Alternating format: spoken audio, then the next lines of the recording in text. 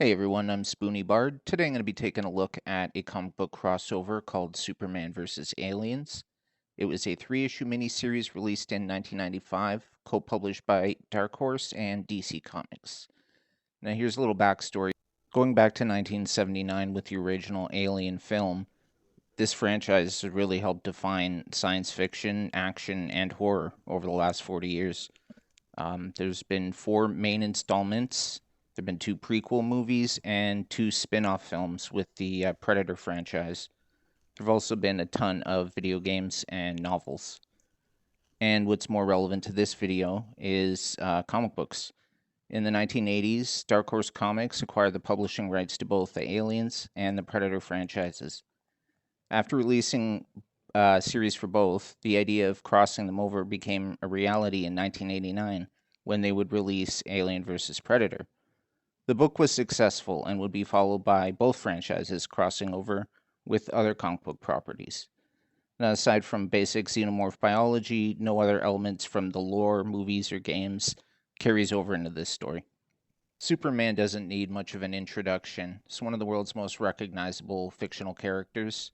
Been around for more than 85 years, has gone from comic books to radio, film, television, and video games. There's merchandise on almost any conceivable product that you can put the Superman logo on. So while Superman doesn't need explanation, a lot of the backstory going into this might. So I'm going to tell you what you need to know. So to better understand Superman's situation, we got to go back to the 80s with a limited series called Crisis on Infinite Earths. Now, the ultimate goal of that series was actually to clean up DC's confusing history and multiple timelines and just restart the universe to make it new reader friendly in general. Superman saw big changes from this. The pre-crisis Superman had become diluted with countless spin-off and satellite characters like Supergirl, Superboy, a menagerie of super pets, and dozens of other Kryptonians who also somehow managed to escape the destruction of Krypton, not to mention the other incarnations of Superman from throughout the multiverse. So Crisis did away with all of that. Once again, Superman was the lone Kryptonian survivor. At some point, the Legion of Superheroes villain, the Time Trapper, would create a pocket universe. In this universe, several Kryptonian criminals who were in the Phantom Zone were released by Lex Luthor and went on to annihilate all life on Earth. Finding no other way to stop them, our Superman exposed them to fatal doses of kryptonite radiation from their reality. The guilt of this really weighed heavily on his soul, so Superman took a self-imposed exile from Earth. While in space, he encountered a being called the Cleric. Cleric is able to tell Superman of Krypton's last days. He was there helping survivors escape on ships. However, he was unaware that Kryptonians had a genetic link to their planet, and all 100,000 of them died while he was trying to help them escape. The only reason Superman was able to get out is because Jor-El knew of this genetic link and experimented on a serum to save his son. So to keep Superman unique as the sole Kryptonian, they got a little creative with some of his allies. Supergirl became an amorphous pink shape-shifting blob called Matrix. Superboy was actually a genetic clone of Superman, and Power Girl was some kind of Atlantean royalty descended from the character Arion, Lord of Atlantis. The only other thing to know is that Lois and Clark are a couple, but they're not married yet. Anyways, let's get into it. Issue 1 starts with LexCorp satellites detecting an unknown object heading towards Earth. We transition to Lois and Clark, who are standing in the LexCorp lobby. They've been invited there by a Dr. Cheryl Kimball, who Lois knows is the head of LexCorp's space program. They take an elevator to the roof where they meet Dr. Kimball. She tells them of the discovery of the object and invites them on a helicopter so they can document the event. After hearing a radio broadcast that Clark identifies as being Kryptonian but remains silent on, he uses his heat vision on the helicopter, forcing it to land. Clark runs off to find help and actually changes into Superman so he can go after the object. As Superman reaches the object, he tries to slow its descent. As he's doing so, he notices Kryptonian markings on it. He's able to bring the object out of the ocean and onto the LexCorp boat. He noticed the object is made of the same material as the ship that brought him to Earth.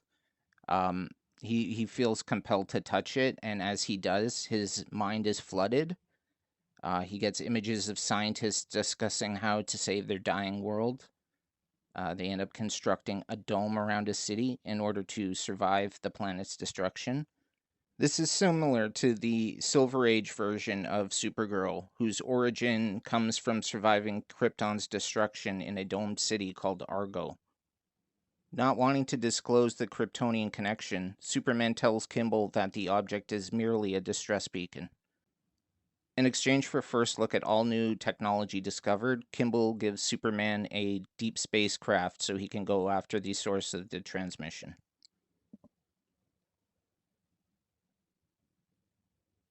As he drifts through space, Superman becomes reflective.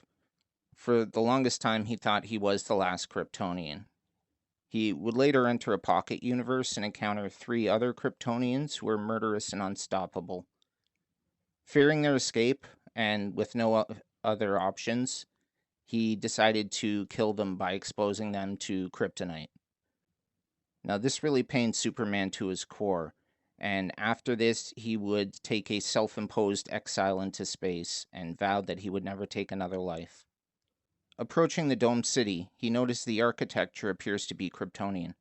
He also observes that his powers are weakening slightly due to being out of range of a sun.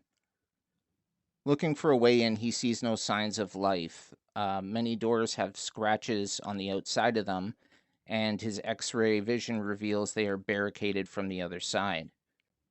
He spots a crashed vehicle with blood on the entry door. Inside the crash, he spots several injured humanoids. Not knowing whether they're human or Kryptonian, he loads them into his ship and sets the autopilot to return to Kimball at the space station.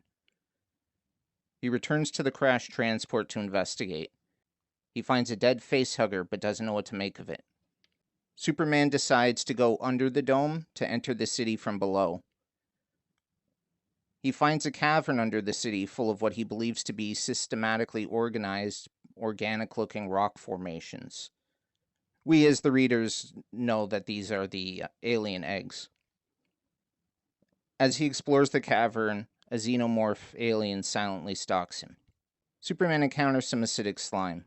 Before he can investigate, he's attacked by the alien. Due to the alien's biology and a lack of sunlight, the alien is able to wound Superman. He tries to reason with it to no success. He decides to try to draw blood to slow it down, but ends up blinding himself with its acidic blood. The alien has backed Superman into a corner. A Kryptonian-speaking woman appears and drives the alien away. The woman leads Superman to shelter and treats his wounds. She tells him her name is Kara and they are in Argo City.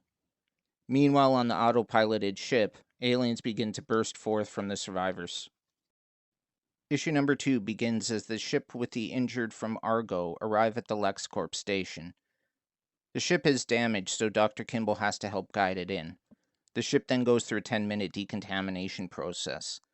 Once they open the ship, they see the one dead crew member with an exploded chest, and they rush the 3 remaining survivors to the infirmary. Lois examines the ship and discovers the controls have been shredded and are covered in some kind of slime. While she wonders about what could have happened during the 10-minute decontamination process, an alien watches her from the shadows. Meanwhile, Kara leads a blind Superman through the streets to a med lab. While treating his eyes, she reveals she is only 16 and tells him what actually happened to the city. 8 years prior, Argo was on the verge of collapse. Adrift in space, they were running out of resources and food. They sent out distress beacons, like the one that was intercepted in issue 1. Not too long after that, a space freighter appeared and crashed on their asteroid just outside the city. While stripping the ship for parts, they actually discovered a cryogenically frozen alien queen. Seeing no value in it, they left it there. Years later, someone had the idea to eat it. Yeah, really. So they thawed it out and lost control of it. Superman tests his power levels and estimates them to be about 20% efficiency. He asks how things fell apart so quickly, and Kara explains the xenomorph reproduction process. Superman has a realization that he put infected people in the ship that he sent back to Earth. Kimball takes one of the infected hosts to be examined. He starts shouting in Kryptonian before an alien bursts through his chest and escapes. Superman desperately searches for a ship to return to Earth. They hear gunfire coming from the only safe place in Argo, and they head towards it. Lois questions the scientist about the ship's flight logs. As they are talking, the man is stabbed from behind by the alien's tail, and Lois comes face to face with the creature. Superman and Kara arrive to help the last survivors of Argo. Superman picks up a gun, and for an instant he contemplates killing the alien before he tosses it aside and brute forces it into submission. He finally accomplishes this by ripping its tail off. Lois runs from the alien, but finds the doors locked. Kimball orders them kept shut in order to contain the alien. Lois takes shelter inside the ship and is able to open the airlock. Both the alien and the ship began to be drawn into the vacuum of space. Kimball has the airlock closed to prevent losing the alien, but is unsuccessful. The ship is safe, but Lois questions if the doors were meant to close before the alien was pulled out. Her thoughts instantly turn to concern for Clark. Superman and Kara are helping the last of Argo's survivors fight off the aliens. Clark finds a grenade belt about to detonate at his feet and throws it into the air. Seeing this opportunity, Kara shoots it, creating an explosion that knocks down a group of aliens. They use this opportunity to escape, but are only able to find one survivor who dies quickly afterwards. Kara is now left the sole survivor of Argo City, which is something Clark can relate to. The physically and emotionally exhausted Kara collapses, and Clark tells her to rest while he keeps watch. Superman patrols the area, though his powers are waning. He can only jump instead of fly, but his vision is still good enough to see that there are thousands of aliens inside and around the city. Suddenly, the aliens finally get through the dome, which causes a series of explosions. The building they are on collapses, and Superman falls helplessly to the ground. He tries to search for Kara, but is overwhelmed by a group of aliens. Everything goes black, and he wakes up to find himself partially cocooned in a room full of eggs and the alien queen. An egg begins to open, and a facehugger leaps out. It latches onto Clark and lays its embryo down his throat as the queen watches. Issue number 3 begins with Lois rushing towards the infirmary to meet with Kimball. As she gets there, the two witness aliens begin to burst out of the remaining Argo evacuees. Lois rushes into the room and creates an aerosol cloud, which she then ignites to destroy the aliens. Kimball attacks her and pulls out a gun, unaware that the final alien is watching from the shadows. Superman wakes up surrounded by aliens. Kara appears to teleport in and frees them, and the two run. She notices that they are not being attacked. She sees markings on Clark's face indicating he is infected, and she realizes the aliens are not hostile because he's carrying a queen. The two make their way to the surface, where Clark sees Kara is also infected. Clark tells Kara not to worry, that as Kryptonians, the sun's rays will power them enough to survive. Kara reveals that she is not Kryptonian, and begins to explain the connections. This Argo city was named after the one on Krypton, and was originally part of a planet called Oakley. Sometime in the past, after leaving Krypton but before meeting Superman, the cleric had visited Oakley. He buried the Kryptonians there and began to teach the people of Oakley about Krypton's culture and values. His teachings were so influential and revered that Oakley adopted the Kryptonian language and many of their customs as tribute. Clark assures Kara that they will escape. As they make their way back into the city, Clark notices the air is getting thinner due to the hole in the dome. They grab spacesuits, and they create a distraction so they can head for the original crashed alien ship to see if they can find a way off the planet. As they descend towards the ship, Kara's flamethrower reveals dozens of aliens lurking in the darkness. We see Lois kick the gun from Kimball's hand as the two begin to fight. The alien emerges, and Lois grabs the gun and fires at it. Kimball is burned by the alien's blood and is led by Lois to a secure room. They check the camera outside the door to see that the alien has no longer followed them. Clark and Kara make their way into the ship, and they find the Queen's chamber and all the eggs. Kara torches them, and they run. Searching for a way out, Clark uses some of the last bit of his powers to X-ray scan, and he finds escape pods for them. The final alien emerges from the vents and kills the scientist. His body is thrown into some equipment, which damages the station's stabilizers, sending the station into a decaying orbit spiraling towards Earth.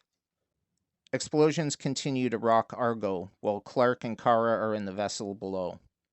An alien grabs Kara, and Clark blasts it with the flamethrower.